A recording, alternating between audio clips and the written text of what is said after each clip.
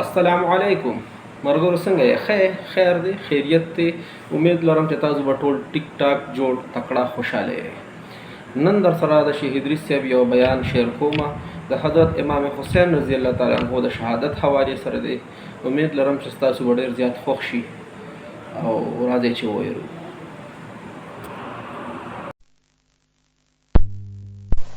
ونشهد أن سيدنا وحبيبنا وشفيعنا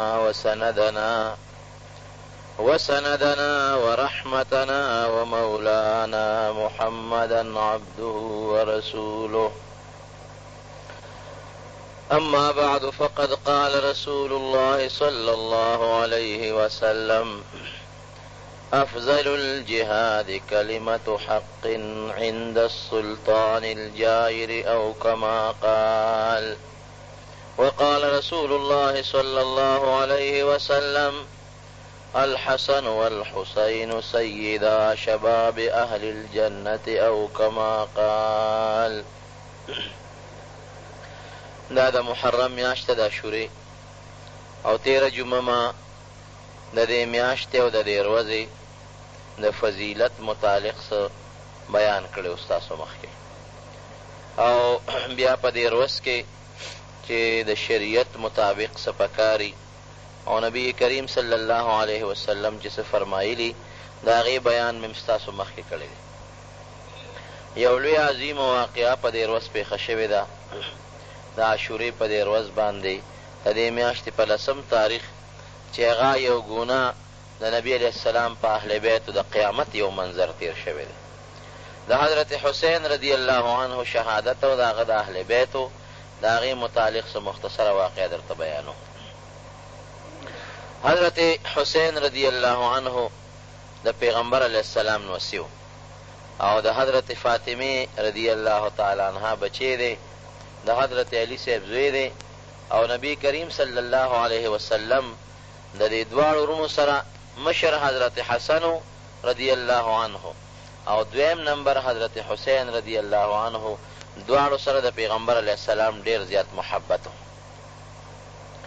د پیدایش نه مخکې چې دی لا پیدا شوی نو، یو جینۍ ده، یو زنانه ده، د حارث لور هغه خوب ولید هغې او پیغمبر علیه السلام له راله وی د خدای پیغمبر یو ډېر خطرناک خوب مې لیدلی دی. نبی علیه السلام ورته وفرمایل ووایه څه خوب دې لیدلی دی؟ وی د وینا قابل نه دی، ما ډېر خطرناک خوب لیدلی دی چې هغه ستاسو مخکې زه نشم ویلی او ستاسو په حق کې مې ډېر د خطرې خوب لیدلی دی. نبی کریم صلی الله علیه وسلم ورته وفرمایل چې ووایه. هغې وی زما پې ژبه نه خوځي، نشم ویلی. نبی علیه السلام مجبوره کړه، وی نه خامخا ماته ووایه. وی ښه نو ما خوب ولیده چې ما ستا د وجود نه د غوښې یو ټوټه را پرې کړې ده، ستا د وجود نه مې د غوښې یو حصه او یو ټوټه پرې کړې ده. پیغمبر علیه السلام مسکی شوی، دا خو تا ډېر ښایسته خوب لیدی دی، ډېر مزېدار خوب دی لیدی دی. وی ما خو صاحب وی چې ډېر د یرې خوب دی، وی نه مزېدار خوب دی. وی د خوب تعبیر دا دی چې زما د اولاد چې کوم د حضرت فاطمه رضی الله عنها ده، د هغې بچې به پیدا کېږي او ستا غېږ کې به پیدا کېږي او ستا غېږ له به راځي، ځکه چې دا زما د غوښې ټوټه ده. اولاد د انسان دپاره د غوښې یو ټوټی او د انسان د زړه قطری، نو دا زما د غوښې ټوټه ده او د فاطمې رضی الله عنها اولاد به کېږي، بچې به کېږي ستا غېږ کې، او ته به د هغې لکه د دایي غوندې خدمت کې. یو څو ورځې پس مقه خوب رښتونی شو، همهغه د حارث لور د حضرت فاطمه رضی الله تعالی عنها د هغه ولادت ته ماشوم هغه خدمت هغې وکړو او حضرت حسین رضی الله عنه خدای پاک د هغې په غېږ کې پیدا کړ او بیا دغې د حارث لور د حضرت حسین رضی الله عنه خدمت کړی دی. پیغمبر علیه السلام ته چې کله معلومات وشو او ورپسې زیری لاړ د خوشحالۍ چې خدای پاک فاطمه رضی الله عنها له بچې ورکړی دی، نو فورا نبی علیه السلام فاطمه رضی الله عنها کره راغی او راتلو سره دا ماشوم روچت که په خپل غېږ کې ونیوه او پیغمبر علیه السلام له په خپله خوله مبارکه بانګ ووی. لکه د مسلمانۍ طریقه هم دا ده، یو ماشوم پیدا شي څومره چې زر کېږي نو ښي غوږ کې وله بانګ ویل پکار دي او په ګس غوږ کې وله اقامت ویل پکار دي. دا چې کوم زمونږ بانګ دی او دا مونږ کوم بانګ وایو الله اکبر نه تر لا اله الا الله پورې. بعضې خلک پکې دا حی علی الصلاة و حی علی الفلاح نه وایي، دا غلطه خبره ده. پوره بانګ چې څنګ ته د مانځه دپاره وی او پوره اقامت چې څنګ ته د مانځه دپاره وی، دا بانګ او د اقامت به ماشوم له ووی او په زوره به یې ورته ووی ښي غوږ کې بانګ او ګس غوږ کې اقامت. او بعضې زمونږ محدثینو حضراتو یو آیت ویلی دی چې آخر کې دا آیت ورسره ووایه انی اعیذها بک و ذریتها من الشیطان الرجیم. دا کم وخت کې چې حضرت مریم علیه السلام پیدا شوله نو دا آیات هغې ته ویلی شوي و، دا الفاظ ویلی شوي و چې ای خدایه زه ستا په ذات باندې د دې مریم او د دې د بچي د شیطان نه پناه غواړم چې دا د دې بچي خدای د شیطان نه محفوظ وساتي. نو علما لیکي چې دا آیت ویل مستحب دي، دا دې ورته ووایي. او که هلکې که جینۍ وي خو انی اعیذها به وایي، دې کې به ته ترمیم او تبدیلي به نه کوې، هلکې به دا راولې چې خدایه دا ماشوم پیدا شو د ده او د ده د بچو زه امان غواړم د شیطان نه چې خدای پاکې خدای ستا په ذات د شیطان نه محفوظ شي. دا د ښي غوږ بانګ او د ګس غوږ اقامت دا یو مسنون دی د نبی کریم صلی الله علیه وسلم د طرف نه. نو د دواړو جهانو سردار راغی او لومبې بانګ او اقامت نبی علیه السلام ورته ووایي. بانګ او اقامت نه پس نبی علیه السلام خپله خوله مبارکه کې یو کجوره خوشته کړه. زمونږ خلک ورته ګوټي وایي، دا مسنون دی، ګورې مستحب دی. یو خوله مبارکه کې کجوره خوشته کړله او هغه کجوره د حضرت حسین رضی الله عنه په خوله کې کېښوده، هغه اوروله. اوس هم دا طریقه ده چې یو ماشوم پیدا شي که هلکې که جینۍ وي نو د هغې دپاره ښه طریقه دا ده چې یو کجوره یا یو خوږ شی یو نیک انسان له یو عالم له یو پاک سړي له یوسه چې هغې په خپله خوله کې لون کړي او بیا هغه کجوره او هغه خوږ څي دغه ماشوم له ورکه چې لومبې د ده وجود ته د هغه نیک انسان یا د هغه عالم او د پاک انسان لاړې داخلي شي. نو دا د هغه دپاره د برکت شی دی. زمونږ خلک خو دې څیزونو دارو توجه نه ورکوي، نه د ماشوم د بانک خیال ساتي او نه د ماشوم د دې ګوټي خیال ساتي، وروسته د هغه وجود همیشه دپاره پلیت پلیت روان. نو ښه صورت دا دی چې کجوره به پاک سړي له یوسې به یې خوله کې خوشته کي او بیا به هغه کجوره د ماشوم له په خوله کې کېږدي چې د هغه هغه لاړې لومبی ده د خېټې ته ننوځي. دا یو طریقه ده د مسلمانۍ. نو د دواړو جهانو سردار محمد رسول الله صلی الله علیه وسلم همدغسې عمل وکړو او حضرت حسین یې راواخېست او خپل غېږ کې کېنو او بیا نبی علیه السلام ورته دعا وکړله، حضرت حسین ته دعا وکړله او واپس یې حضرت فاطمې رضی الله عنها ته حواله کړه. د پیغمبر علیه السلام د دې دواړو نسو سره ډېر انتهایي محبت و، دومره مینه یې وه د پیغمبر علیه السلام چې نبی علیه السلام یو ځل په منبر باندې ناست دی، دغسې تقریر کوي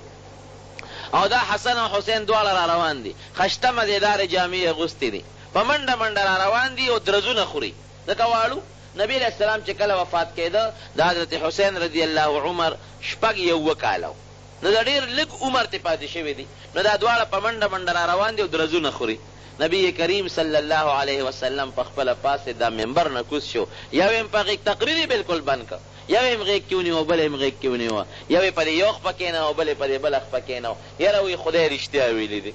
الله رښتیا وایي چې انما اموالکم و اولادکم فتنه، چې ستاسو مال او ستاسو بچي یو لوی ازمایښت دی د انسان دپاره، یو لوی مصیبت دی، یو لوی ازمایښت دی. وی ما دا دواړه ماشومان ولیدل چې جومات ته راننوتل او ډغر یې والې، ویړه مې ټینګ نه کړی شو، ورمنډه مې کړه، دواړه مې راوچت کړل.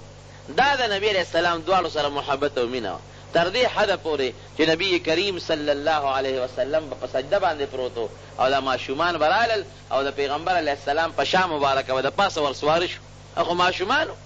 او حدیث کې راځي چې نبی علیه السلام به تر هغې پورې د سجدې نه سر مبارک نو چتو تر څو چې به دا ماشومان په خپله نو کوشوي.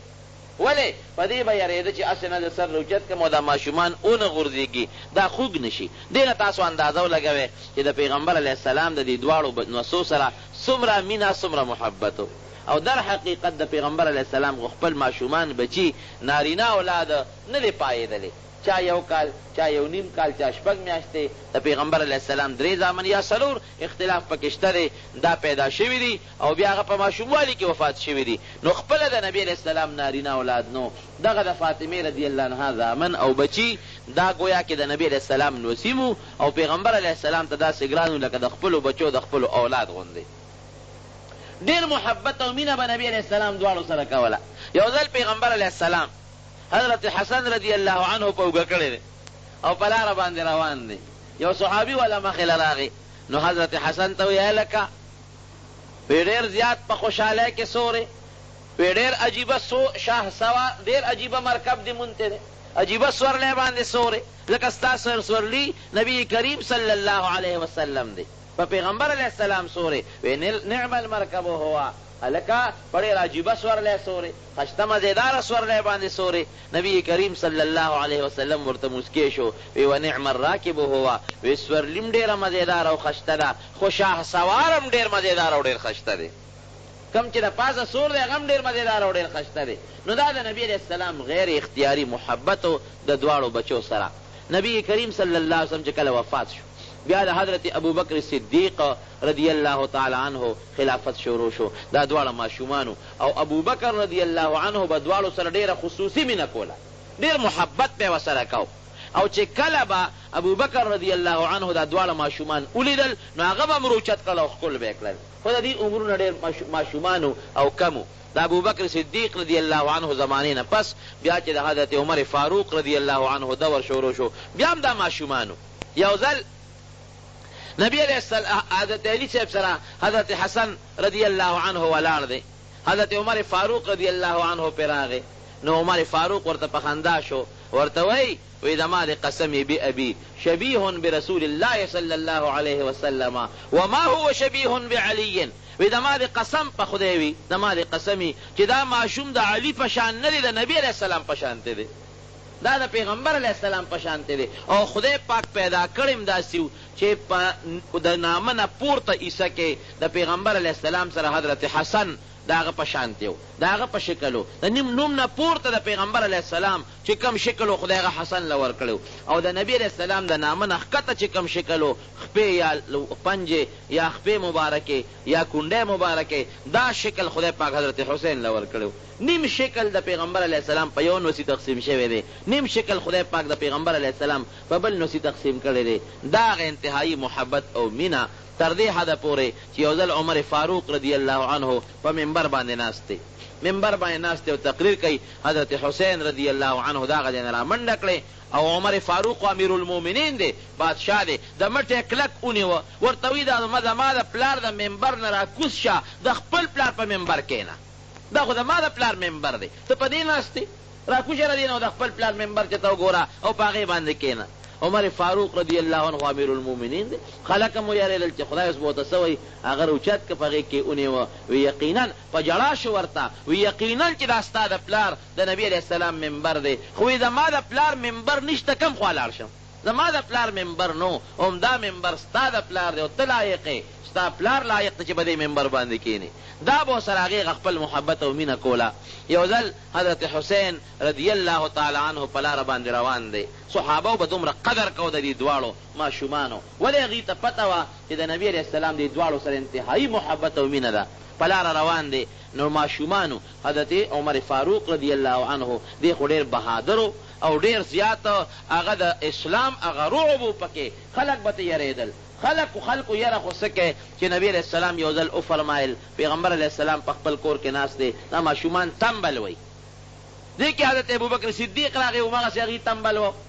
ورپسې حضرت علی صاحب راغی هماغسې ماشومان لګیا دی هغه خپله ډمامه وی تنبل وی دې کې حضرت عمر فاروق رضی الله عنه راغی هغه ماشومان وتښتېدل تنبل یې وتښتو نبی علیہ السلام عمر ته وی عمره وی چې ته کوم ځای ته راشې نو هغه ځای نه شیطان هم تښتي او ته چې په کومه لاره ځې نو تا سره شیطان هم په هغه لاره یو ځای نه ځي شیطان هم در نه تښتي دومره خدای پاک عمر فاروق رضی الله عنه له د دین هغه روب او دبدبه ورکړې وه نو په لاره روان دی ماشومان لوبې کوي حضرت حسین رضی الله عنه هم پکې دی چې خلکو عمر فاروق دی ماشومانو ولیده نو ټول ماشومان وتښتېدل حضرت حسین رضی الله عنه په ځای ودرېد هغه ونه تښتېد او ماشومانو ته چېرته تښتې وی امیر المؤمنین را روان دی هله منډه که تخته مونږ ونه وهي مونږ خو لوبې کوو بس کارونه کوو حسین رضی الله عنه ورته وایي دا خو امیر المؤمنین نه دی دا زمونږ نوکر دی راځئ دا خو زمونږ خادم دی زمونږ نوکر دی دا امیر المؤمنین نه دی زمونږ نوکر دی چا بیا راځئ حضرت عمر فاروق رضی الله عنه ور منډه کړې او حضرت حسین یې په غېږ کې رونیوه وی ووایه تاسو وې علي صاحب رضی الله عنهم دغه مقام کې راغی ورته وی امیر المؤمنین مه خفه کېږه خیر دی ماشوم دی پوه نه شو ورته وی نه دا ماشوم به زه بوزم او ده چې دا کومه خبره کړې ده د دې به لیکل او دسخط علم د څو وې ما ته هغه هم پریشانه شو چې یاره دا خو یقینا د امیر المؤمنین په حق کې لږ ښه خبره ونه شوله، ځکه د مسلمانانو بادشاه دی او ټولو مسلمانانو مشترکه طور خپل امیر جوړ کړی دی، امیر المؤمنین دی. علي صاحب ورته وی خیر دی امیر المؤمنین خفه کېږه ما ماشوم دی. وی نه د ما د قسم په خدای وي که مې پرېښود هله به یې پرېږدم چې دا دستخط ماته وکړي چې دا کومه خبره یې وکړه. بس خلک هم حیران شو. حضرت حسین رضی الله عنه یې بوته او ورته وی شابه بچې ولیکه چې عمر زموږ نوکر دی، دا فورا ولیکه او دستخط ورته وکړه. خلکو وی زه ولیکه نو چې دې باندې به عمر څه کوي، غصې اخیستی دی چې لیکل یې وکړل. حضرت حسین خو ماشوم دی او وی لیکل چې امیر المؤمنین عمر دا زما نوکر دی او لاندې به بچې دستخط ورته وکړه. دستخط یې ورته وکړه. ښکلی کوې ځه اوس بچې ته مې دې له نه وې راوسته چې د تا له سزا درکړمه چې تا ما ته نوکر وې، بلکې دا زما وصیت دی چې د کله مړ شم او کله ما په قبر کې ښخ کې نو دا کاغذ به زما په سینه د پاسه ایږدی، دا به زما په سینه د پاسه ایږدی. او ولې که ماله د مرګ فرشتې راشي او ماله خدای راشي او ما نه تپوس وکړي چې عمره تا څه عمل راوړی دی، څه نیکي دې کړې ده، نو زه به ورته دا خط ورکړم چې یا رب العالمینه ای خدایه زه خو د حضرت حسین نوکر یم او نوکر که روانې کوي نو خلک یې د مالک نه تپوس کوي، نو زما د رواني تپوس د حضرت حسین نه وکړي، ما نه د هغې تپوس مه کوئ. ممکن ده چې د دې حسین رضی الله عنه د دستخط د وجې نه خدای پاک ما وبخي او ما ته معافي وکړي. دومره د صحابه کرامو د دې دواړو بچو سره هغه محبت او مینه وه. د بدر چې کم شهده و د هغې بچو له عمر فاروق رضی الله عنه 2,000 روپۍ تنخوا مقرر کړې وه چې دا یتیمانان دي پلاران بدر کې شهیدان شوي دي. 2,000 روپۍ د بیت المال نه تنخوا وه. حضرت حسن او حضرت حسین له 15,000 روپۍ تنخوا مقرر کړې وه. خلق ورته وی دا ولې؟ ورته وی نه د صحابه بچي هغې له 2,000 تنخوا ده، نو د نبي علیه السلام بچي د هغې نه بهتر دي چې هغې له د هغې نه ډبل تنخوا مقرر کړم. او وی که ما نه خدای تپوس وکړي نو زه الله ته د قیامت پر ورځ دا ویلی شم چې خدایه ټیک ده چې ما دې له تنخوا زیاته ورکړې ده، لیکن د نبي علیه السلام د خاطر نه زه دا حق ګڼم چې د دې حق د ټولو صحابو د بچو نه زیات دی. دا د صحابه هغه محبت او مینه وه د حضرت حسن او حضرت حسین رضی الله تعالی عنهما سره. لیکن دې غریبانانو باندې وروستو ډېر لوی ابتلاءات رالل او ډېر لوی مصایب او مشکلات رالل، او هغه مصایب او مشکلات هم د حق په وینا کې او د باطل په مقابله کې رالل. یعنی دنیا ته خدای پاک دا ښیي چې ګورې څنګه چې د بني اسرائیلو پیغمبرانو او د حق په خبره کې د باطل په مقابله کې هغې ته شهادتونه نصیب شوي دي او هغې په اره باندې اره شوي دي او د هغې نه سرونه پرې شوي دي د بني اسرائیلو د پیغمبرانو نه. نو د نبی کریم صلی الله علیه وسلم بچو او د هغې اولاد هم د حق دپاره د خپل سر قرباني ورکړې ده او د هغې اهل بیت او خاندان هغې هم د حق دپاره او د باطل په مقابله کې د خپل سر نه دنګلې د هغه قرباني ورکړې ده. ورونو خبره اوږده ده، زه به یې مختصره کړم. د حضرت معاویه رضی الله عنه د زمنه پس د هغه زوی دی یزید هغه بادشاه مقرر شو. حضرت معاویه رضی الله عنه په خپل ژوند کې د خلیفه مقرر کړ او عامو خلق ورسره بیعتونه وکړل. لکه اوس چې دې زمانه کې خلک چاله ووټ ورکوي، هغه زمانه کې به بیعت کېده. یو سړی به راته او بادشاه له به د خپل لاس ورکو چې زه ستا اوټر یم، به زه ستا حمایتي یم او ما د خپل اوټ تاله درکړه، د خپل لاس مې تاله درکړه. او که په خپله به یو سړی بادشاه ته نشو رسېدلی نو چې د بادشاه به کم قاضي و یا به ګورنر و یا د هغه والي به نو خلک به تلل او هغه له به یې خپل لاس ورکو.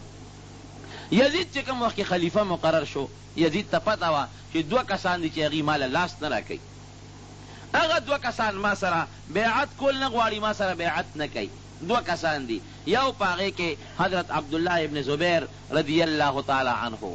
او یو په هغې کې حضرت حسین رضی الله عنه. ځکه دا بل لور حضرت حسن د ده نه مخکې هغه غریب هم شهادت ته رسېدلی دی، هم شهید شوی دی. د ښځې په ذریعه ورته زهر ورکړی شوي دي او د هغې زهرونه هغه غریب ته شهادت میلو شوی دی. نو حضرت حسین پاتې دی. نو د مدینې منورې چې کوم ګورنر دی هغه ته یې خط راولېږه، وایي داسې کار وکړه چې ته دا دواړه راوغواړه او د دې نه فورا زما دپاره بیعت واله، او که دی د ما سره بیعت ونه کو او دی زما خلاف روچت شو نو ممکن نه چې د ما خلاف دا خو د نبی علیه السلام اولاد دی، اهل بیت دی، نور خلک هم ورسره راپاسي، ما دپاره یو فیصله یو مسله به جوړه شي. عبدالله ابن زبیر رضی الله تعالی عنه خو پوه شو، هغه ته خو پته ولګېدله چې ما نه به اوس بیعت اخیستی شي، او په زور به مې مجبورئ، نو هغه خو د مدینې منورې نه لاړ او مکې مکرمې ته هجرت وکړو، ځان یې محفوظ کړو. او حضرت حسین رضی الله تعالی عنه هغه چې کله بادشاه مدینې منورې گورنر وغوښته، نو د گورنر نایب گورنر سره مشوره وکړله. نایب گورنر دغه وخت کې مروان ابن الحکم ورته وی یاره دغسې د یزید خط ما ته را رسېدلی دی او وایي چې د حسین صاحب نه بیعت واله، نو سجل ورسره وکړم، که دې بیعت نه کوي څه ورسره وکړم. مروان هغه نایب گورنر ورته وی داسې کار وکړه چې ری غواړه. لاول ورته ووایه چې یزید دپاره دلته موږ سره بیعت وکړه، که ویې که ښه پخه، او که ویې نه که نو جلاد ځان سره ودروه، سر ته قلم که چې خبره ختمه شي، او که داسې در نه بچ پاتې شو نو مصیبت به جوړ شي. هغه ورته ویل دا کار خو مانه نه کېږي، زه خو د نبي علیه السلام په حرم کې او په مدینه منوره کې د پیغمبر علیه السلام د نوسي وینه تویول نه غواړم، او ده د خپل لاس د نبي علیه السلام د هغه مبارک خشته ښکلې نوسي په وینه باندې سره کولم نه غواړم، دا کار مانه نه کېږي. حضرت حسین رضی الله عنه یې راوغوښته، ورته ویې څنګه چل کې ما سره بیعت وکړه. هغې ما له لږ مهلت راځه به څه مشوره وکړم. ویې ډېره ښه ده، مهلت مې دله درکړه. هغې مهلت نه هغه فایده واخېستو، مکې مکرمې ته راغی. مطلب یې دا و چې په مدینه منوره کې به اوس زما کسانه مدرېږي، ده به مدرېږي، جنګ به جوړېږي، جګړه به جوړېږي. ممکن ده چې هم د پیغمبر علیه السلام په دې کلي کې یو وینه توی شي، دې وینې نه ځان بچ کول غواړم. لاړ مکې مکرمې ته. مکه مکرمه کې د یزید طاقت کم و. عبدالله ابن زبیر هم موجود و رضی الله عنه، هم د یزید مخالف و، نور خلک هم مخالف موجود و. خو نبی حضرت حسین رضی الله عنه سره د کوفې خلکو غداري وکړه، او دا د یهودیانو سازش و.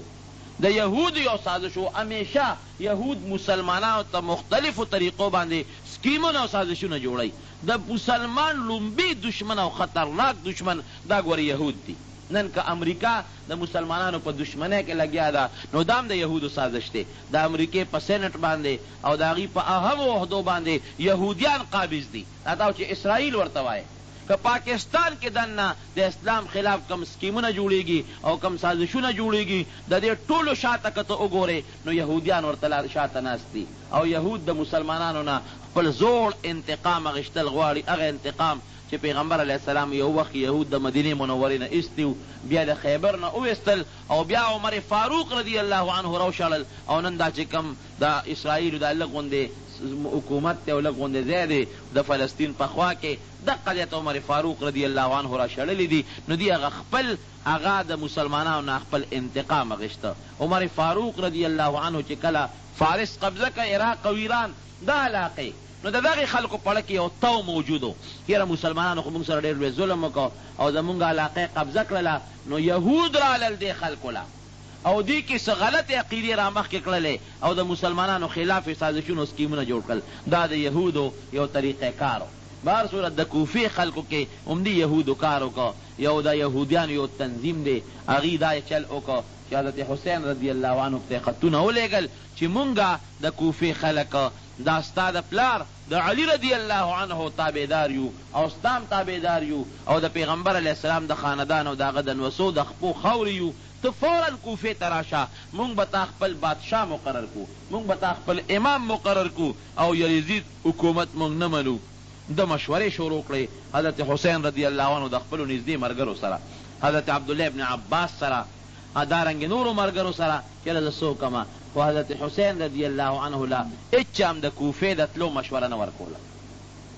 یار یو به ورته وي، عبدالله ابن عباس ورته وي ګورې زه راته دا مشوره نه در کوم، کوفې ته به نه ځي. وی د کوفې هغه غدار خلک دی چې ستا پلار هغې وجلی دی، حضرت علی رضی الله عنه یې وجلی دی، نو مونږ یریږو چې ګورې تا بوځي او تا هم وجني، پام کوه ګورې کوفې ته لاړ نشي. بل چا نه به مشوره واخېسته، هغې به م ورته وي چې ګورې مونږ د کوفې د تلو مشوره نه در کوو. لیکن د کوفې نه چې کم خطونه حضرت حسین رضی الله عنه ته راغلي وو، نو هغه خطونه تقریبا 2 مضبوطې تیلې ته ډکې شوې وې، او هر یو خط کې ورته دا لیکلي و چې ته فوراً کوفې ته راشه. د کوفې ماحول ډېر سازګار دی او دې ته تیار دي که ته کم وخت راورسئ تا سره بیعت کوي او ستا امام مشري مني، ستا بادشاهي مني، د یزید په مقابله کې تا له لاس در کوي. څومره زر چې کیدی شي نو ته کوفې ته ځان راورسوه. حضرت حسین رضی اللہ عنہ خپل د ترزوی مسلم ابن عقیل رضی اللہ عنہ اولیگا یره داس یواز نظم لاول ګورم چې دا خبره حقیقت لري او کنه لري. حضرت مسلم ابن عقیل رضی اللہ عنہ کوفه ته اولیگا اجي کوفه ته ورغه اتلس زر کسانو داغه په کوفه کې استقبال وکړ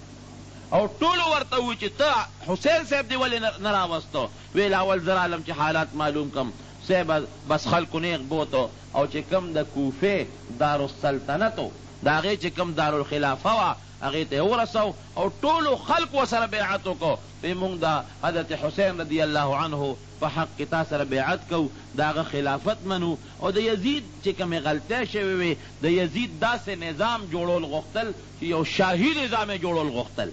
هغه د شریعت د احکامو هېڅ قسمه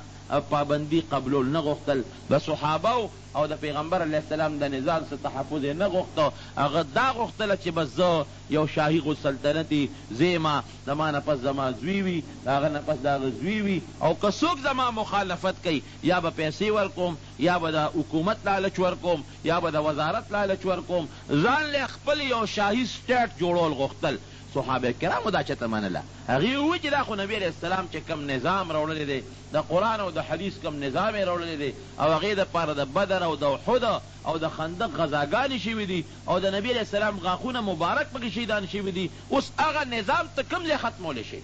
او د هغې دپاره به مونږ حتی لوسه چې څومره مضبوطه مقابله به کوو. خو به هر صورت زور چې کم وخت راشي نو خلک بیا غلی شي. د زور د مخې بیا هېڅوک هم غږ نه شي کولی. د دنیا دا زور او بیا د بادشاهۍ دا زور چې راشي نو ټول خلک غلی شو چې غږ نه کوو. صرف دا دوه کسانې مقابلې ته ولاړو، یو عبدالله ابن زبیر رضی الله عنه او یو حضرت حسین رضی الله عنه. نو چې کله حضرت مسلم ابن عقیل د حضرت حسین د تره زوی کوفې ته لاړ او خلکو استقبال وکړو او د سره بیعت وکړو نو هغه یې خط ولیکه او خط یو قاصد له ورکړی دا مکې مکرمې ته ورسې حضرت حسین له به یې ورکړې او هغې کې لیکلي چې ته فورا کوفې ته را روان شه. د کوفې خلک ما ولیدل هغه زمونږ ډېر زیات تابعدار دي او د صحیح اسلامي نظام غوښتونکي خلک دی. د یزید د نظام بالکل مخالفت کوي او کلک مخالفت کوي او تراشه بس دا به مونږ سره بیعت وکړو انشاءالله چې زمونږ خپل د پیغمبر علیه السلام چې کوم راوړلی شوی نظام دی او د هغه کم دین دی او د هغه کم عدل و انصاف دی انشاءالله هغه نظام به جاري شي. فورا را روان شه. حضرت حسین رضی الله عنه خپلو ملګرو ته وایي چې مونږ خو ځو خو چا وله مشوره نه ورکوله. اخر کې د ده یو دوه خبرې دي. یو خبره یې دا وکړله وایي ما خپل نیکه نبی علیه السلام په خوب کې لیدلی دی. خلکو پوهېږه ګوره د کوفې په خلکو اعتماد مه کوه. که د کوفې خلکو له ورلې ممکن ده چې څه ضرر به درته ګورې ورسوي چې ورنشي دې خلکو له. هغه وایي ما یو خوب لیدلی دی د خپل نیکه نبی علیه السلام مې په خوب کې لیدلی دی او پیغمبر علیه السلام راته په خوب کې فرمایلی دي یو حکم یې راته راکړی دی هغه حکم پوره کولو لازم. اوس د خدای خوښه ده که د پیغمبر علیه السلام هغه خبره ما سره برابر خیږي او که د ما خلاف خیږي. که زه مرم او که د جمدې پاتې کېږم خو ما ته خپل نیکه په خوب کې یو وصیت کړی دی او هغه وصیت پوره کول غواړم هغې لازم. وی هغه څه وصیت دی؟ وی نه ما سره دا خبره هم شوې ده چې دا وصیت به تر مرګه پورې چا ته اړو په خولې وی نه چې دې کې څه دي. هغه خبره ښکاره نه شوه چېرې دته نبي علیه السلام په خوب کې څه ویلي دي. او دویمه یو خبره د خولې نه ده ووتله وی د ځان نه هغه ګډ جوړول نه غواړم چې د هغه وینې دی د مکې مکرمې په حرم کې توی شي. وی که د مکې مکرمې د حرم نه یو لیش بارم مړ شم نو دا ماله غنیمت دی. دا مرګ مې خوښ دی خو د مکې مکرمې د حرم په ځمکه زه خپله وینه یا د بل مسلمان وینه تویدل نه غواړم. خیر صحابه کرامو منې کو او د هغې مقصد په دې کې دا لکه یو سړی د دین په جذبه باندې میدان ته وځي یو جهاد له میدان ته وځي نو بعضې خلک یې کمزوري مسلمانان هغې ورته وایي یاره بس پرېږده لیکن د دین غیرت او جذبه چې یا کې موجوده وي هغه وایي خو مرګ یو مرګ دی که نه سر ورکول یو ځل سر ورکول دي که نه د حق دپاره او د باطل په مقابله کې مرګ خو یو ځل مرګي 20 ځله خو مرګونه نه راځي. او د مسلمان عقیده هم دا ده چې کم وخت د انسان دپاره مقرر دی هم هغه وخت به د انسان نڅا خېږي نه د هغې نه مخکې ختیږي نه د هغې نه وروستو ختیږي. دغه عقیده خو د پیغمبر علیه السلام د نوسي مضبوطه وه. قافله روانه شوه چې قافله روانه شوه دې خوا د مکې مکرمې نه قافله روانه شوه کوفې ته. اخوا مسلم بن عقیل نه چې کله یزید خبر شو چې وایي دا خو ماته حالات خراب شوي دي نو هغه یو سړی راولېږه عبیدالله ابن زیاد دی فورا ولېږه او دی د کوفې د بصرې د علاقې ګورنر مقرر کړ او سخت حکم یې ورته وکړ وی ورتلو سره چې مسلم ابن عقیل پرې نه دی دی به فورا مړ کې او حضرت حسین رضی الله عنه متعلق ته یزید ویلو چې قدیم درغه نو دته بغاګ نه کې گرفتار به کوماله به راوړسه دې چې څنګه راغی د پیسو لالچ خو خطرناک شی دی کنه پیسو د پاره خلک دینم پریدي ایمانم پریدي ډیر داسې شي وي پر ارس پریدي هغه پیسو سړی دی راغی پټ راغی او بیا یو دی کې د یو سړي سره او بل سړي سره پټ سمجوتې وکړه چې زه یزید گورنر مقرر کړم د دې علاقې دا د هغه فرمان دی او چې څوک د هغه خبره ومني هغه له به دومره پیسې ورکوو دا دولت لښکر را روان دی هغه هم در سره پوهېږي نو یا خو 18,000 کسان د مسلم ابن عقیل ملګري او یا چې د کله بیا جومات ته مانځله لاړه او جومات کې ودرېده 1500 کسان ورسره ملګري او چې کله یې خلکو ته ووایي وایي زه به د مانځه نه پس یو تقریر کوم کښېنئ نو چې بیا شاته وکتل یو قسم نو یوازې موجود و ټول د کوفې خلک ته وتښتېدل د چغې جوړه کړې چې ظالمانو تاسو موږ پسې خطونه نور رالېږلې تاسو موږ نور راغوښتې تاسو ما سره بیعت نو کړې لیکن په لاره کوڅه کې یو قسم نه ښکاره کېده یو ته به یې لکه تا ما سره بیعت نه دی کړی وایي بل چا به سره کړي زه څه پېژنم بل پسې به ورغې د قوم مشر پسې تا بیعت ما سره نه دی کړی وایي ته سړی خطا کړی دی تا ما به نه کړی بل چا به راسره کړي دې ته خبره ورسېده چې هغه مسلم ابن عقیل هغه گورنر په لاس کې ونیو هغه خلکو چې چا راغوښتي و هغې لاس کې ونیوه او عبیدالله ابن زیاد چې کوم گورنر و د یزید د طرف نه هغه له لاس په لاس ورکړه هغه همهغه ځای کې شهید کړ همهغه وخت سره شهید کړ هغه ورته یو خبره وکړه ورته یې ویې داسې کار دی چې ما خو وجنې ما مړ کې خو خدای دپاره د ما یو نصیحت واوره یو وصیت مې واوره وی څه وی وی د ما دا وصیت دی چې ما پرې یو خط لیکم وی چا ته خط لیکې وی حضرت حسین ته وی څه وی ورته وی هغه ته ما یو خط لیږلی دی چې فورا راشه نو زه هغه ته خط لیکم چې هغه را نه شي ځکه د کوفې خلک ډېر غداران ثابت شو ورته وی نه ستا خط زه هغه ته چېرته پرېږدم پرې چې هغه را شي چې هغه سره همدغه سلوک وکړم چې کوم سلوک تا سره مې وکړ دا د یهودیانو یو مضبوط سازش و د مسلمانانو په منځ کې ډله بازي جوړه کړله فتنه بازي یې جوړه کړله مسلم ابن عقیل شهید شو او دې خوا دوی په لاره را روان دي یو ځای ته چې راورسېدل حضرت حسین رضی الله عنه ته پته ولګېدل چې یاره مسلم ابن عقیل شهید شو بس هغه ځای کې لږ دمه شو او ملګرو سره یې مشوره کوله چې اوس به څه کوو ملګرو ورته وې د مسلم ابن عقیل چې کوم وروڼو ورته وې چې مونږ خو واپس کېدل نه غواړو او مونږ همدغې کوفې ته هر صورت باندې تلل غواړو او دا زمونږ فیصله ده چې څنګه مخکې زمونږ فیصله وه چې به هر صورت مونږ د یزید په لاس کې بیعت کول نه غواړو اوس وروڼو تاسو بړه کې دا وایه چې یاره دا بیعت به یې کړی و که نه داسې دومره لویه خبره ده خو لاس به یې ورکړی و که نه یو اوټ به یې ورکړی و داسې لویه خبره ده دا به ستا و ذهن کې یو خبره راځي ځان یې ولې وجه بس بیعت به یې کړی و د یزید سره څه چل کېږي چې ځان یې مړه که خپل بچي مړه کړل نو وروڼو چې چا کې اسلامي جذبه وي نو هغه سره بیا د دې څیزونو فکر او سوچ زه به د هغې تاسو یو مثال درکړم یو سړی دی مثلا چې هغه یو غلا له یو کوټې ته خېږي او تا هغې غل ته لاندې پوړی ودروله او اندرمپایه دې ورته ونیوله او په هغه اندرمایه باندې هغه غل بر غلاله وخته او مثلا هغه غلا وکړله نو هغه غل خو هم ګناهګار دی چې غلا وکړه لیکن دا پوړی چې ورته چا نیولې ده دې ورسره ګناهګار دی او که دې ګناهګار نه دی دا خو اسانه پښتو ده که لازما دی ورسره ګناهګار دی که ده ورته دا پوړی نه و نیولې او ده ورله لاس نه ورکړی دې غل د کوټې نه غلا نه شوه کولی دې که دې کوټې ته وخته او د کوټې د سر نه یې غلا وکړله ټیک د مال د غل کور ته لاړ لیکن د آخرت په سزا او په وبال کې ورسره دغه سړی سر په سر شریک دی چې چا ورته پوړی نیولې ده او اندرمپایه ورته نیولې ده او د هغه په وجه د غل کوټې ته ختلی دی دا خو د شریعت حکم هم دی د پښتو فیصله هم ده او شرعي قانون او شرعي حکم دی د قرنګیرونو د اوټ حکم هم دی ګورې په دې ځان پوه کې یو سړی ګنکپ دی یو سړی غل دی یو سړی دوکمار دی یو سړی شریعت نه مخالف دی او تا هغه له اوټ ورکړه اوس هغه سړی ستا دا اوټ بیعت دی ستا په اوټ باندې ستا په دې بیعت هغه سړی هغه مثلا وزارت ته ورسېد هغه مثلا ممبر شو هغه وزیر اعلی شو هغه وزیر اعظم شو هغه صدر پاکستان شو مثلا یو حد ته ورسېده هغه چې څومره ناروا کوي او څومره ګناهونه کوي او څومره حرام کوي د قیامت پر ورځ د خدای په دربار کې پوره حصهدار ورسره دی مونږ خلک خو قمقل یو او قمقل ولې یو ځکه چې کوم سړي له دې اوټ ورکه مزې د هغه دي بنګله هغه جوړه کړه موټرو کې هغه ګرځي په لینډ روزرو کې هغه ګرځي او ځای په ځان له هغه نوکران د هغه دي مال د هغه دی دولت د هغه دی مزې پې هغه کوي او قیامت کې به صف کې ورسره ته یو ځای ولاړئ ته دا نه شي وایي چې خدایه پاکه ما ولې راجوسي مزې خو هغه کولې سینماګانې خو هغه جوړولې دولتونه خو هغه ګټل کارخانې خو هغه جوړولې بنګلې خو هغه جوړولې خدای ما خو پکې جوار و مغه مخکنۍ ډوډۍ م وروستنۍ هم ډوډۍ ده الله به وایي دغه مزې او دغه حرام چې هغه ګټلې دي ستا په اوټې ګټلې دي ستا په دستخط یې ګټلي دي، که تا وطن رمپایه نه ونیولې دا ظالم به دغه غلا له نه وی تللی، او تا ته خو پته و چې دا غل دی، نو ولې دې ورته رمپایه نیوله؟ دا ګورې مونږ ځان له آخرت تباه و برباد کړ. د معمولي او حالانکه ستا د اوټ نه خبرېږي څوک بغیر د خدای نه. یو خو ښکاره اوټ دی او ښکاره لاس نیول دی، دا خو به ته د یارې مې سړي سره لاس اوچت کې، لاس اوچت کې، نو د یارې به هم لاس اوچت کې، یا ته وي راشه ما سره یو موقع له لاړ شه، د یارې به مو سره موقع له لاړ شي. لیکن کومه کوټه کې چې ته اوټه چې بغیر د خدای نه بل څوک تا نه خبرېږي، هېڅوک هم نه خبرېږي. ولې ځان له آخرت غر کې او زه یې څه دپاره ډوزمه د چا کوټه کې خو نوس خپل آخرت د بل دپاره برباد دی. دا زمونږ د خلکو یو دپاره اوټونو دپاره یو سره جګړې، بل سره جګړې، یو سره ودرېږه بل سره ودرېږه. همدقه ظالمان دي، دقه ظالمان دي. کله په یو جامه کې در باندې مشران راځي، کله په بله جامه کې در باندې مشران راځي، او زما او ستا د لاس نه همدقه ظلم ته دا ظالمان رسېږي. نو مزید دغې خلقو کړئ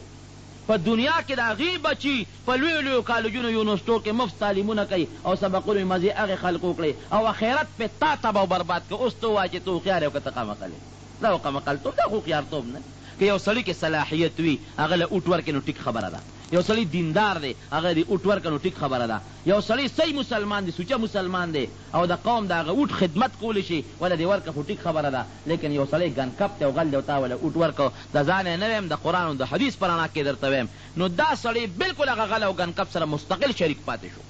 کلک شریک دی ورسره. دا حضرت حسین رضی الله عنه ولې بیعت نه کو؟ هغه ته پته وه چې دی خو یو شاهي نظام جوړول غواړي، دی خو د پیغمبر علیه السلام د حدیثو او د قرآن مخالف نظام جوړول غواړي، دی خو د حدیث او د قرآن پروا کول نه غواړي. هغه نظام دپاره چې د دواړو جهانو سردار غاښونه مبارک شهیدان شوي دي، د احد او یا صحابه کرام شهیدان شوي دي، په سوونو حافظان پکې شهیدان شوي دي. خو دې تسنس کول غواړي که زه ورسره بیعت وکړم او زه وله اوټ ورکړم خو ده سره زه هم شریکېږم، لهذا دې اوټ کې ځان شریکول نه غواړم، دې بیعت کې ځان شریکول نه غواړم، ځان شهادت ته رسول غواړم، خپل بچي دو کول غواړم، لیکن دې کې قطعا ځان شریکول نه غواړم. د یزید په دې ظلم کې او د هغه په خلافت کې چرم ځان نه شریکوم. دې دپاره حضرت حسین رضی الله عنه خپل سر نه دنګلي. به هر صورت روان شو د کوفې په طرف. دا ډېره اوږده واقعه ده خو زه درته هغې هغه خاص ځای نه بیانوم او مختصره یې درته وایم. یو مقام کې وله د عبیدالله ابن زیاد گورنر جرنیل راغی، حر د هغه نوم دی، حر، او هغه سره 12,000 لښکر دی. د حضرت حسین رضی الله عنه مخې له راغی، ورته یې څه کوې؟ وی کوفې ته ځم. وی کوفه کې څه کوې؟ وی د کوفې خلکو ما له خطونه را لېږلي دي. وی کوفې ته نه شتلی. وی څوک هم؟ وی به داسې به کوې چې زه د لاس په لاس نیسم پرېږدم دی نه یزید له به دې بوځم. حضرت حسین رضی الله عنه دی داسې چېرته کېدی شي، ما به د کوم ځای نه وی دې لاس نه ودې نیسم. وی دا د نبي علیه السلام د نوسي لاس دی، دی له به ستا لاس اله راځي چې د ما د سر نه د تنې نه سر جدا شي، او تر څو چې د ما په تنې پورې سر پیوستي، نو د پیغمبر علیه السلام د نوسي لاس لا د یزید یا د هغه د گورنر یا د هغه د یو فوجي لاس نشي را رسېدی. هغه بهادري چې کوم په علي صاحب کې موجوده وه خو بچو کې به یې خامخا هغه بهادري موجوده وي. قصه ډېره اوږده ده رونو، مختصره دا ده چې د کربلا یو میدان دی او هغه د کربلا میدان ته کې دوی دواړه فوجونه یو بل سره دیره شو، او بیا دا چې موجوده د محرم کم 10 تاریخ دی، په دې 10 تاریخ باندې هغه مضبوط د قیامت چې دنیا کې یو قیامت و، هغه د قیامت واقعه پیښه شوه، او دې ته خبره ورسېدله چې د اهل بیت چې کوم د هغوی خیمې وې، د هغې د خیمې نه ګیر چاپېره خندقونه وکنیستل او اور یې ورته بل کو، او چې کوم د فرات د دریاب اوبه دي په هغې باندې خلک مقرر کړل چې ګوره پام کوئ چې دوی له اوبه ورنه کې، پام کوئ چې دوی له اوبه ورنه کې، تر دې حده پورې چې دا کم جرنیل دی د یزید د طرف نه دیم وروستو راځي او د حضرت حسین سره ملګري کېږي. وی باس ما نه ظلم شوی زم د ملګري کېږم، او بیا دې پاسي او خلکو ته اعلان کوي وی ای خلکه یو تپوس ته نه کوم، وی تاسو نه دا تپوس کومه چې د یزید د مور نوم سمیه دی، وی د سمیې زوی غوره دی او که د فاطمې رضی الله تعالی عنها زوی غوره دی. دا یو جواب خو راله راکړه که نه، لیکن دې جواب خو څوک ورکولی شي؟ چا غږ نه کو. وی ښه یو تپوس د نه بل کوم، وی تاسو د فرات د دریاب اوبه د نبي علیه السلام په نوسو باندې بندي کړي دي؟ وی دا تپوس د نه کوم چې د فرات د دریاب اوبه سپي او خنزیران څکي که نه څکي؟ وی کمې اوبه چې سپي څکي او کمې اوبه چې خنزیران څکي، افسوس هغه اوبه د پیغمبر علیه السلام په نیازبینو نوسو باندې تاسو بندي کړي دي. یاره زه خو وایم چې مسلمان کې مسلماني وي، بلکې مسلماني خو ډېره لویه خبره ده چې یو انسان کې انسانیت وي، که دی مسلمان نه وي نو له کې به یې رحم راشي. انسان کې که انسانیت وي نو له کې به یې رحم راشي. زه حیران په دې یم چې د دې په زړه کې دا رحم ولې نه راته؟ بیا ورته حضرت حسین رضی الله عنه راپاڅېده او هغه تیلی ورته وښولې وی دا پلانکې سړی شته فلانکې شته فلانکې شته فلانکې شته نومونه یې واخېستل وی دا 2 تیلې ډکې د خطونو تاسو ما پسې رالیږلي دي نو ظالمانو چې د ما ملګرتیا هم نه شوه کولی زم دلته راغوښتم ولې پرېږده مکه مکرمه کې ناست وم خپله دغه مقابله به مې کړې وه هلته مې قوم وم هلته مې خلک وم دلته هم زه راغوښتم ولې لیکن دې ظالمانو ګورې د هغې جواب هم وله نه ورکو او دقه یو خبره وه وی پرېښودل دې نشته یا به د یزید له لاس نیولې بوځو د هغه بیعت به درنه اخلو او که د هغه بیعت نه کول غواړې نو بیا مونږ پیشه ته پیشه حضرت حسین رضی الله عنه ورسره اخر هم د دې محرم په 10 تاریخ باندې جهاد شروع شو هغه غذا شروع شوه او داسې مضبوط جهاد او شروع چې د هغې تاریخ لیکل نشي کولی د مسلمان ژبه د هغې وینا نشي کولی چې په هغه جهاد کې د مسلمانانو د نبی علیه السلام د خاندان 2 انسانان 2 سړي 2 چې پکې ماشومان مو په هغې سړي مو دا په یو میدان کې ټول شهیدان پاتې شو 2 کسان او د پیغمبر علیه السلام د خاندان څوک د فاطمې رضی الله عنها د لور زامنو او څوک د زوی اولاد دی څوک د حضرت حسین د زوی اولاد دی څوک د لور اولاد دی څوک د حضرت حسن د زوی اولاد دی څوک د لور اولاد دی دا زنانه دا سرتور سر پاتې شوې او د هغې د هغه بچو او د هغه ماشومانو دا وینې په دې میدان کې داسې توی پاتې شوې لاس لی ځان ورنه کو نه ورسره بیعت وکړو ټول خاندان یې لو کړو تر دې حده پورې چې حضرت حسین رضی الله عنه خور ده حضرت زینب رضی الله تعالی عنها دا ورله راله او د خپل لور ته نصیحت کوي وی وروړې داسې کار دی یو خبره درته کومه ځان مه وژنه او پرېږده دا بیعت ورسره وکړه او ته به ګوره ځان هم مړ کې او دا ټول به مونږ مړه شو هغه ورته وی زینب وی داسې خبره ده چې مرګ خو د انسان دپاره یو ځل مقرر دی که د ما مرګ په دې میدان کې لیکلی شوي نو خامخا به زه مرم او که د ما مرګ نه لیکلی شوي د دنیا طاقت هم نه شي وجلی وی په دې د ایمان شته وی وی د ما دپاره خو مرګ خوشحالي ده وی د خپل پلار علي صاحب سره به میلاو شم د خپل لور حسن سره به میلاو شم او د خپل نیکه محمد رسول الله صلی الله علیه وسلم سره به میلاو شم او ورته وی ګوره ما تاسو ته مخکې ویلي دي چې ما ته خپل نیکه چې کوم حکم کړی دی د هغه حکم پوروالی به زه خامخا کوم دې ځای کې په مدینه منوره کې یو زنانه خوب کیني نبی کریم صلی الله علیه وسلم وی په خوب کې ولید وی د 2 جهانو سردار ویښته مبارک بالکل داسې ببر دی او دوړې پې لوتې دي او په دې ګیره مبارکه کې هم دوړې لوتې دي وی ما ورته وی چې د خدای پیغمبره دا ولې اوس خوب کې نبی علیه السلام اینه دا ولې ستاسو په دې ویښتو باندې خو دوړې الوتې دي او دا سر او ګیره مبارک هم ببر دي او سر او ګیره کې هم دوړې دي دا ولې وی نبی علیه السلام وفرمایل چې شهدت قتل الحسین آنفا مشکات شریف کې دا حدیث دی چې ای خورې تا خوب کې ولیدم اوس دې وخت کې د حضرت حسین د قتل ځای ته حاضر شوی وم هغه ځای نه رالم دا مشکات شریف کې واقعه ده بلکې نبی علیه السلام فرمایي چې ما ته حضرت جبریل علیه السلام خاوره وښوله سره خاوره یې راته وښوله او یو شیشه کې ما ته وینه وښوله ما ورته چې دا خاوره ده سره او دا وینه سره وی دا هغه وینه ده دا هغه خاوره ده چې په دې خاوره به دا وینه تویېږي بلکې دا وینه د چا ده وی دا ستا د نوسي د حضرت حسین وینه ده دا مخکې نه پیشنګویی شوي دي او دا خدای پاک دنیا یا عالم ته ښیي چې د باطل د مقابلې دپاره د نبي علیه السلام بچو غوندې نیازبینو شخصیاتو قرباني ورکړې ده دارنګې هر مسلمان له پکار دی چې د حق په ملګرتیا کې او د باطل مقابله کې قرباني ورکړي هر یو مسلمان له پکار دی د باطل مقابله کې کلک ودرېږي به هر صورت هغه 2 کسان یا 3 کسان شهیدان شو او د هغې لاشونه په دې ځمکو باندې پراته دي نه د هغې د کفن درک شته نه د غسل انتظام شته بلکې د حضرت حسین رضی الله عنه نه سرم قلم کو سر یې تفری کو او گورنر لی بوتو او دا زنانه غریبانان خپې بلې خپې په دې لاشونو کې منډې وی او قسم دی هغه الفاظ زما خولې له نه راځي چې حضرت زینب رضی الله عنه په هغه موقع کم اوازونه کړي دي چې زما نیکه افسوس او ارمان چې ستا د خاندان کم هغه بچي دي او کم نوسي دي لږ د دوی د دې قتل او د دې خپل امت دې ظلم ته خو دې وګوره که نه د نبي علیه السلام د یو امتي به د هغه نوسي له لاس ورشي دویم د انسان لاس به موله ورنشي راشه د خپل امت د ظلم ته خو دې وګوره که نه او د قیامت په میدان کې هغه انسان چې د پیغمبر علیه السلام په نوسي لاس اوچت کي د نبي علیه السلام د شفاعت امید به څرنګې ولري په کومو سترګو مخامخ به پیغمبر علیه السلام ته مخامخ شي بیا چې عبیدالله ابن زیاد ته ور مخامخ حضرت زینب یو پکې یو ماشوم بیمارو هغه حضرت علی زین العابدین دی رکوټ او ماشوم او بیمار او دی پکې بچ پاتې شو. دا قافله کله وروستله هغه گورنر ظالم وی دا ښځه څوک ده؟ وی دا جی زینب ده. وی دا څوک ده زینب؟ وی دا د حسین خور ده، د فاطمې رضی الله عنها لور ده. وی ړه دې یخ شو؟ او ورته وایي ړه دې وی یخ شو؟ هغه ورته وی اوړه مې یخ شو. وی ولې دې ړه یخ شو؟ وی ړه مې په دې یخ شو خوشحاله شوم چې زما پلار او زما ترونو زما د خاندان خلک زما نیکه او زما پلار له ور ورسېدل. وی ستا ړه یخ نه شو، ستا ړه به هله یخ شوي چې زما پلار زما رور او زما ویرونو لا د یزید سره بیعت کړی وي، هله به ستا ړه یخ و، خو ړه مې دله یخ نه کوئ. نو دې څه وایي؟ یاره وایي خو حقیقت تا دې ما ته پته ولګېدله چې ته د ډېر بهادر سړي خورې او د بهادر انسان لورې. دا ورته وایي ښځه کې به څه بهادري وي، خو حق خبره مې ستا مخکې وکړه. وی دا بله لږ څوک دی؟ وی دا د حسین رضی الله عنه زوی دی. وی ښه ډېره له سنګ جم دی پاتې شو او جلاد ته حکم وکړي دی فوراً مړ کا.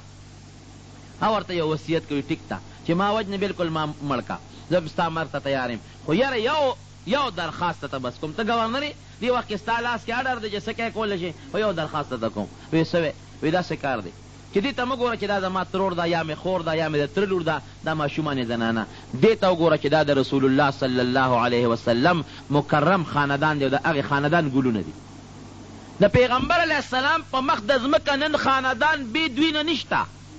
بې دوی زنانو نه د نبي علیه السلام اولاد او بچي نور څوک نشته. نو ما که مړ کې مړ مې کا، خو د خدای خاطر وکړه چې دا ماشومان او دا جینکې او دا زنانه دا چېته د محفوظ انسان په لاس کې مکې مکرمې ته یا مدینې منورې ته ورسوه چې د دې عزت لوټ نه شي، د دې د سر نه څادر لر نه شي. دغه ځای کې بیا د هغه رحم راغی. وی ښځه ټیک ته تا پرېږدم، دې لپاره دې نه پرېږدم، دې له دې پرېږدم چې دا زنانه ستا په وجه باندې خپل ځای ته محفوظ ورسېږي. او بیا هغه د حضرت حسین رضی الله عنه سر راواغېشي او چوکه ورسره وه او د شونډو له به ور داسې رابروله، داسې به ورته رابروله. حضرت زید ابن ارقم رضی الله عنه صحابي دی، دغه مقام کې موجود دی. عبیدالله ابن زیاد ته وایي عبیدالله ابن زیاده،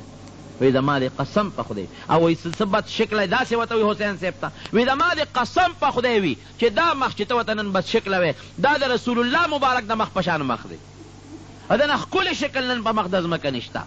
او وی زما د قسم په خدای وي چې کومو شونډو له ته چوکه رابرول غواړئ، وی ما په دې سترګو د ما د په خدای قسمي چې ما د دواړو جهانو سردار لیدلی دی چې په دې شونډو باندې خپلې شونډې ښودې دي.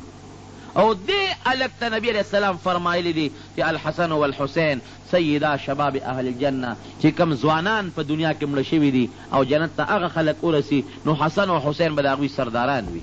ما په خپله نبي علیه السلام لیدلی دی چې دا ماشومان یې په خپلو غېږو کې نیولي دي او په خپلو وجود کې ځان سره نیولي دي. یو ځای ظالمه ته د دې شونډو له غزارونه ورکړي.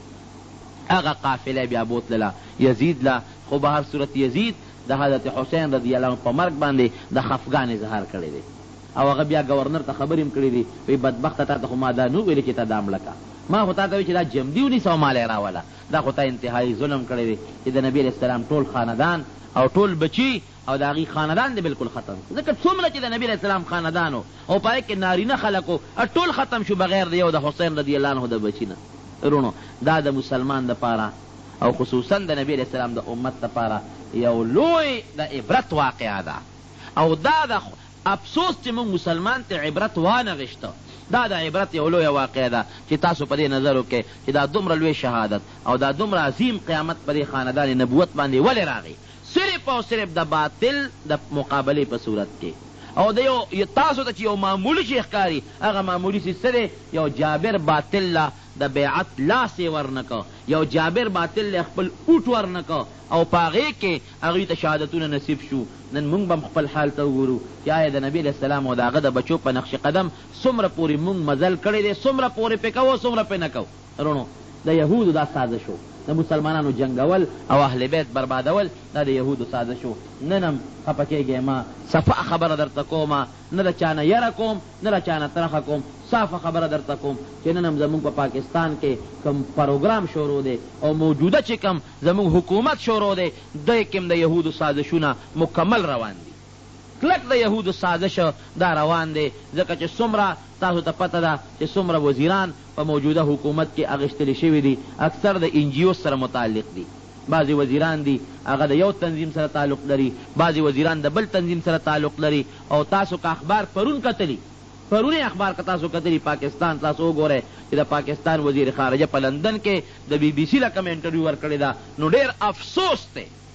افسوسناک خو افسوس دا دی علما را پاسي چغې ووایي منډې ووایي هغه بل بدبخت او نواز شریف، نو خدای پاک د طالبانو ازار وو، نو دغه د جیل کوټې ته خدای پاک وردن نه کړ، نور اسم نو خو د علماو او د طالبانو ازار هغه به هم وی په مدرسو کې دهشتګردي کېږي، مدرسو کې بمونه دي او هغې کې ټریننګونه ورکېږي، نو خدای پاک وله حقه د طالبانو سزا ورکړله او نن د جیل په کوټه کې پروت دی. یا وزیر اعظم او مینډیټ ورته حاصل دی او صاحب زه د پاکستان هغه هم یو امیر المؤمنین ځان نه یو شاهي سلطنت او سټیټ جوړول غوښتل، لیکن هغه د طالبانو ازار و، د دیني مدرسو ازار و، نو کم طرف ته لاړ؟ د جیل په کوټه کې بند دی. لیکن علما را پاسېدل، د هغه هم کلکه مقابله وکړه او تاسو ولیدل چې د امریکې سره سر وجنګو. خدای پاک کوي څه، بس د پاکستان په قسمت کې به اسلامي نظام نه لیکلی شوی. جرنیل کاکا پې خدای راوسته،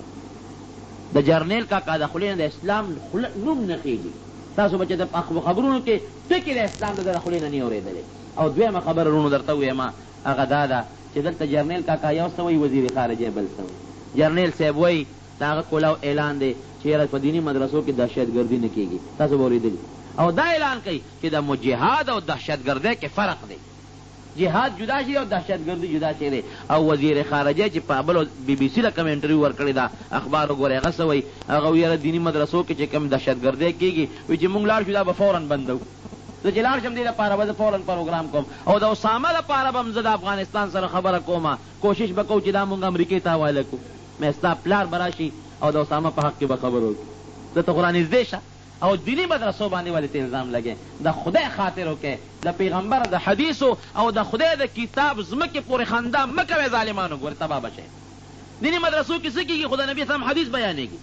د خدای قرآن پکې بیانېږي. دا چیلنج دی د دنیا کافر ته او د دنیا مسلمان ته چې یو دیني مدرسه دی په پاکستان کې داسې وښیي چې هغې کې ټریننګ ورکېږي د دهشتګردۍ، نو بنده دي کې که نه. راشئ تاسو دا مدرسې وګورئ، تاسو په علاقه کې پېښور کې چارده کې ځای په ځای شته که نه؟ کومه یو مدرسه کې ټریننګ ورکولی کېږي، کومه مدرسه کې دهشتګردي خولی کېږي؟ راشئ که نه، هغې خو څه څوکیداران نشته چې تاسو ورتلی نه شئ، خو چې چاپه پې ووهئ وګورئ کومه مدرسه ته تاسو ته ښکاري، نو بند یې کړئ که نه. د دهشتګردۍ څوک دغه کوي، حمایت کوي، هر یو سړی د هغې مخالفت کوي. او موږ به درته وښایو چې ستاسو په یونیورسټو په کالجونو کې دهشتګردي کېږي. موږ درته خولی شو، هغه اصلي درته موږ خولی شو چې کومو کې کلاشنکوفونه او کم کې د دنیا ګنده لکان د تعلیم په نوم باندې دي او په هغې کې ناست دي او تخریب کاری کوي. خو ستاسو په کالجونو یونیورسټو کې کېږي، دیني مدرسو کې نه کېږي. نو ماله په دې ډېر لوی افسوس راشي او ډېر خفګان راشي چې ظالمان ګوره دیني مدرسه کې خو دا زمونږ د دین او زمونږ د عقیدې تحفظ کېږي،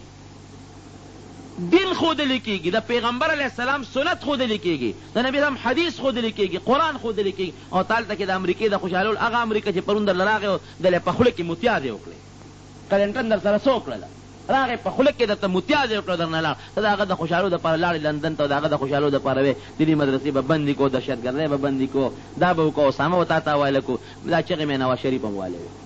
دې دې را نږدې شي یو دیني مدرسې ته، دې اسامه ته یو فوټې قدم ور نږدې کړي چې پته ورته ولګي. اساسانې خبرې خو نه دي. مسلمان د خدای پاک کرم دی او د خدای رحم دی، دا مونږ ازمایولی دي چې د هرې پارټۍ سره تعلق لري، که د پیپل سره تعلق لري، که د نیشنل سره تعلق لري، که د جماعت اسلامي سره تعلق لري، که د بلې پارټۍ سره تعلق لري، خو چې د عقیدې او د دین مسله ورته ورمخکې شي، نو د خدای کرم دی. دا مونږ ته معلومه شوه چې دا ټول بیا د مولا شاته ولاړي. دا مونږ معلومه کړه. د امریکې په مقابله کې دا خلک مو وکتل، د کشمیر د جهاد په سلسله کې دا قوم بیا مونږ کتلی دی. د عقیدې په بنیاد کې شکر د پاکستان په خلکو کې بیا د اسلامي اخوت او ورورولۍ رشته بیا شته، داسې شته، نورو ملکونو کې نشته، د پاکستان مسلمان کې دا شته.